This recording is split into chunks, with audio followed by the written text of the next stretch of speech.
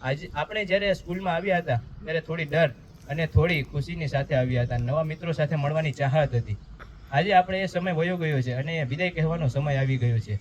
અહીં ઉપસ્થિત શિક્ષકો માત્ર શિક્ષક બની નથી રહી આપણી સાથે, પરંતુ આપણા માતા પિતાની જેમ આપણને રાહ દેખાડી છે. આપણે જ્યાં પણ નિષ્ફળ ગયા ત્યાં આપણી સાથે રહ્યા છે, આપણને સીધો માર્ગ બતાવ્યો છે. આપણે જ્યાં સફળ થયા ત્યાં આપણી સફળતામાં તેઓ ખુશી થયા છે.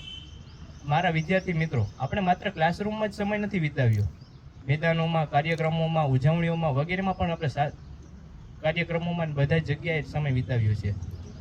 આપણે સાથે મળેલી દાટ, સાથે મળેલી પ્રશંસા અને સાથે મળેલી બધી જ વસ્તુ, મજાક મસ્તી આપણને જિંદગીભર યાદ રહેશે. અહીંથી આપણે આગળ વધીને કેટલીક અલગ અલગ જગ્યાએ જવાના છીએ.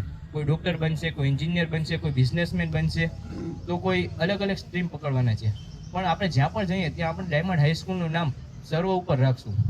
કેટલાક લોકો એવું વિચારે છે કે અહીંથી વિદાય બાદ કંઈ નથી, પણ અહીંથી વિદાય બાદ પણ ભણવાનું છે. કારણ કે ભણ્યા વિના કોઈ ઉધાર જ નથી. અમેરિકા જેવી મહાસત્તાએ પણ કહ્યું છે, education is the most important weapon in the world. કારણ કે એજ્યુકેશન વિના કોઈ ઉધાર જ નથી તમારો. સૌ પ્રથમ તો હું આપણા વાલીઓને પણ ખૂબ ખૂબ આભાર માનીશ કે તેઓએ આપણને વિશ્વાસ કરીને અહીં સુધી પહોંચાડ્યા અને અહીં સુધી ભણાવ્યા. એ બદલ એમનો પણ ખૂબ ખૂબ આભાર. અહીં ઉપસ્થિત બધાને ખૂબ ખૂબ આભાર કે તેઓએ મારી સ્પીચ સાંભળી. જય હિન્દ, જય ભારત.